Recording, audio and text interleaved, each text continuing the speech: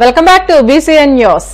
స్వాతంత్ర సమరయోధులు మాజీ ఎమ్మెల్యే దంతులూరి నారాయణరాజు 127వ జయంతి వేడుకలు పశ్చిమ గోదావరి జిల్లా భీమవరం డీఎన్ఆర్ కళాశాలలో ఘనంగా జరిగాయి. కళాశాల ఆవరణలోని నారాయణరాజు విగ్రహానికి పాలకవర్గంతో పాటు అధ్యాపకేతర సిబ్బంది పూలమాలలు వేసి నివాళులు అర్పించారు. ఈ సందర్భంగా కళాశాల పాలకవర్గ అధ్యక్షులు గోకరాజు వెంకట నరసింహరాజు మాట్లాడుతూ దంతులూరి నారాయణరాజు సేవలను ప్రతి ఒక్కరూ గుర్తుంచుకోవాలని అన్నారు. ఆయన ఆశయాలకు అనుగుణంగా కులమత వర్గాలకు అతీతంగా అన్ని వర్గాల వారికి కళాశాలలో నాణ్యమైన విద్యను అతి తక్కువ ఫీజులతో అందిస్తూ ఉద్యోగ అవకాశాలను కల్పిస్తూ లాభనష్టరహిత ప్రాతిపాదికన కళాశాలను నడిపిస్తున్నామని అన్నారు. ఈరోజు దంతులూరి నారాయణరాజు గారు 127వ జయంతి సందర్భంగా మరి మా కళాశాలలో ఆయన విగ్రహానికి అందరూ పూలమాలలు వేసి నివాళులు అర్పించారని ఈ సందర్భంగా తెలియజేస్తున్నాం. మరి దంతులూరి నారాయణరాజు గారు అంటే ఈ కళాశాల వ్యవస్థాపకులు. ఆయన ఆ రోజుల్లో ఈ కళాశాలని స్థాపించడం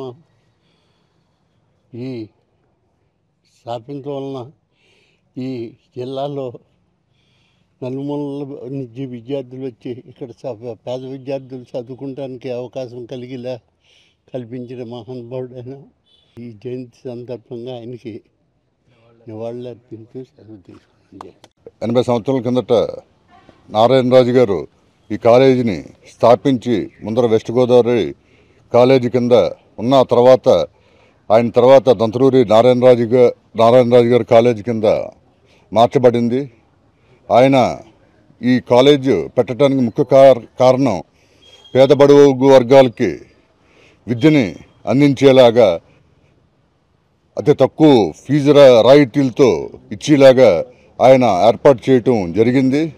అదే ఆయన యొక్క ఆశయాల మేరకు ముందరి నుంచి ఉన్న మేనేజ్మెంట్ అందరూ కూడా అదే దృష్టి ఈ కాలేజీని రన్ చేసి ఎంతో అభివృద్ధి చేయటానికి తోడ్పడ్డారు.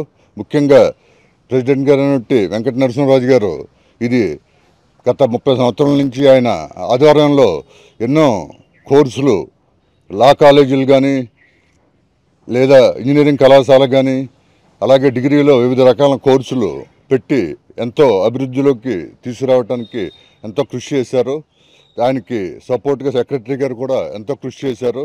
తెలంగాణ ముఖ్యమంత్రి రేవంత్ రెడ్డి ఉద్యోగ సంఘాల సమావేశంలో చేసిన వ్యాఖ్యలపై బీఆర్ఎస్ వర్కింగ్ ప్రెసిడెంట్ కేటీఆర్ తీవ్రంగా స్పందించారు.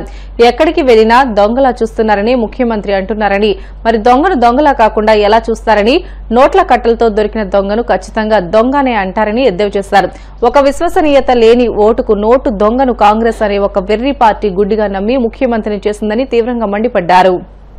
తెలంగాణ రాష్ట్రాన్ని అవమానించే విధంగా ఈ రాష్ట్ర భవిష్యత్తుకు ఒక శాపం పెట్టే విధంగా నిన్న ముఖ్యమంత్రి రేవంత్ రెడ్డి మాట్లాడిన దారుణమైన మాటలు ఏవైతున్నాయో అని చూసిన తర్వాత ఆరోగ్యం బాగాలేకపోయినా ఇంకోటి బాగాలేకపోయినా ఏదేమైనా సరే ఖచ్చితంగా నువ్వు పోవాల్సిందే, మాట్లాడాల్సిందే. పార్టీ తరఫున పార్టీగా మనం చెప్పాలి, మన వాదన పార్టీగా మనం చెప్పాలి తెలంగాణ ప్రజలకు కొన్ని వాస్తవాలు అని మా అధ్యక్షులు తెలంగాణ తొలి ముఖ్యమంత్రి కేసీఆర్ గారి ఆదేశం మేరకు ఇవాళ మనందరం ఇక్కడ కూర్చునున్నాం. నిజంగా నిన్న రేవంత్ రెడ్డి గారు మాట్లాడిన మాటలు చూస్తే స్వతంత్ర భారతదేశ చరిత్రలోనే అత్యంత అసమర్థుడు, ఒక చేతగానివాడు, ఒక పనికిరాని దక్షత లేని పాలకుడు ఇంకొకరు లేరు ఈ దేశంలో అనేది మాత్రం తేలిపోయింది. అట్లాగే ఇంకోటి కూడా తేలిపోయింది.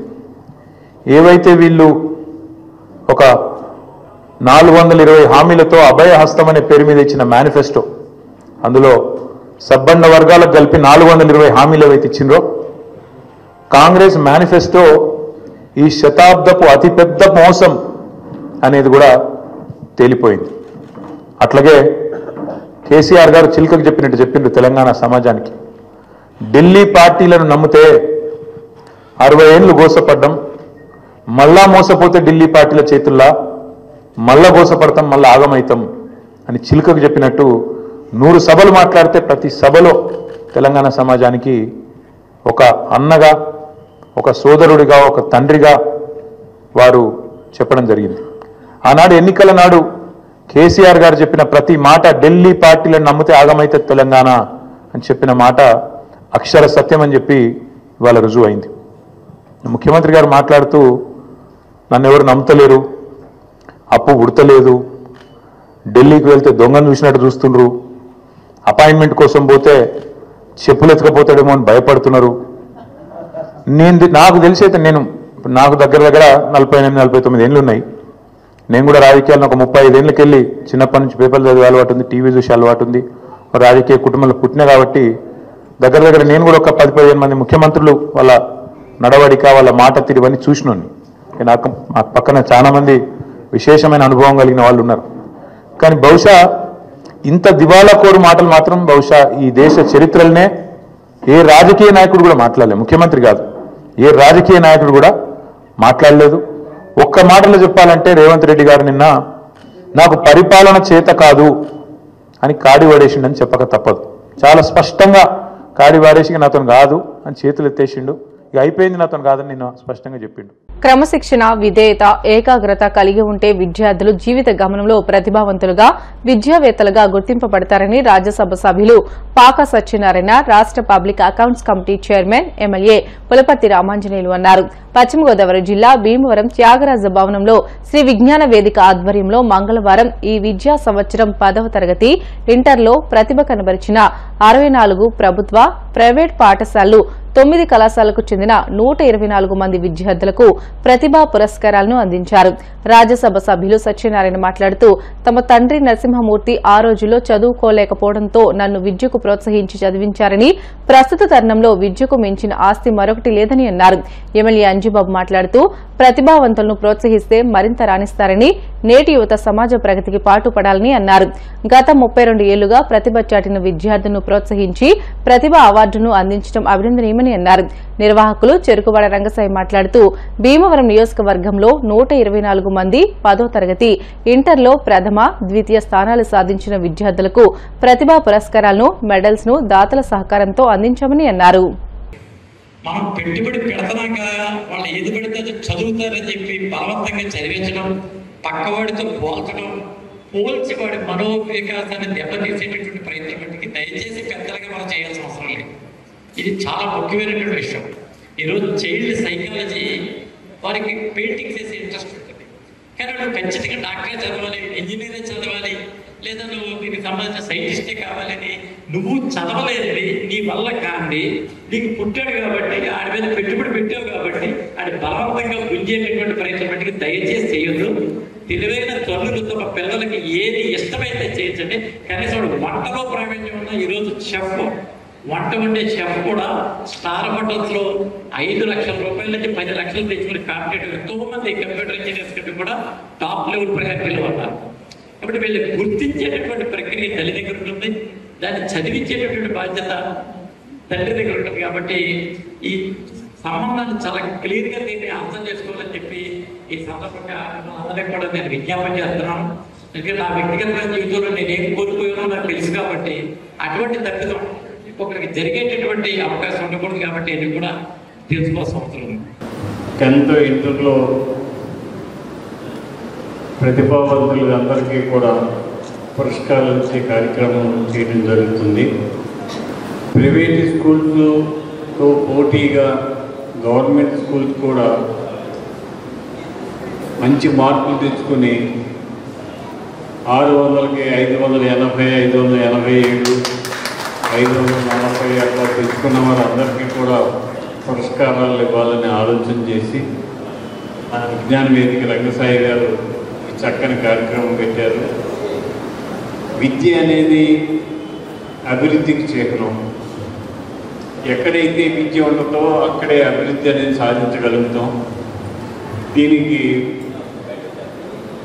మనమందరం కూడా ప్రతిభావంతుల్ని, మెరిట్ పిల్లల్ని సపోర్ట్ చేసి వాళ్ళని పైకి తీసుకురావాల్సిన బాధ్యత మనందరి మీద ఉంది.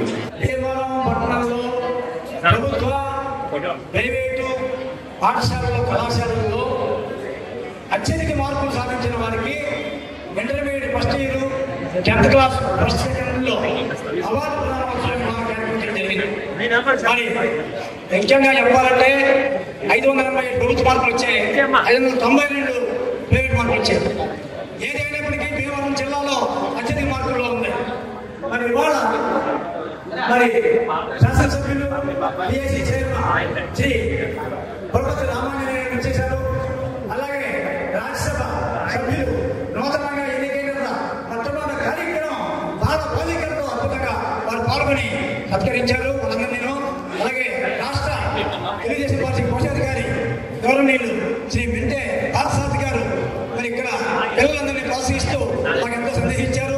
అలాగే అనామతుల శ్రీనివాస్ గారు, మరి వీర రాఘవ్ గారు, అశోక్ సుబ్రహ్మణ్యం గారు, అందరూ పేరు పేరున కాకి సురేంద్ర గారు, ఇంకా కోలాహలంగా ఇవాళ పండుగలా జరిగింది ఇది. మరి అందరికీ కూడా ధన్యవాదాలు తెలియజేస్తూ ఈ స్టూడెంట్స్ కి ఎవరైనా పేదవాళ్ళు ఉంటే మేము ఆర్థికంగా సహకారం అందిస్తామని తెలియజేసుకుంటూ వార్తలు ముగించే ముందు ముఖ్యాంశాలు మరొకసారి. భీమవరం కలెక్టరేట్ లో రబీ ధాన్యం కొనుగోలుపై ఉమ్మడి పశ్చిమ గోదావరి జిల్లాకు చెందిన అధికారులతో మంత్రి నాదెండ్ల సమీక్ష. అకాల వర్షాల వల్ల నష్టపోయిన ప్రతి రైతుకు న్యాయం చేస్తామని స్పష్టీకరణ.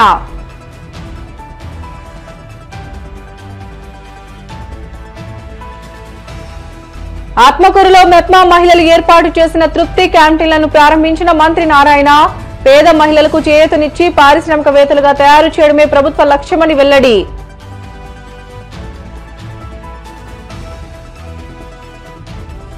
కూటమి ప్రభుత్వం యాక్సిస్ సంస్థతో చేసుకున్న ఒప్పందాల్లో 11,000 కోట్ల స్కామ్ దాగి ఉంది. మాజీ మంత్రి గుడివాడ అమర్నాథ్ ఆరోపణలు.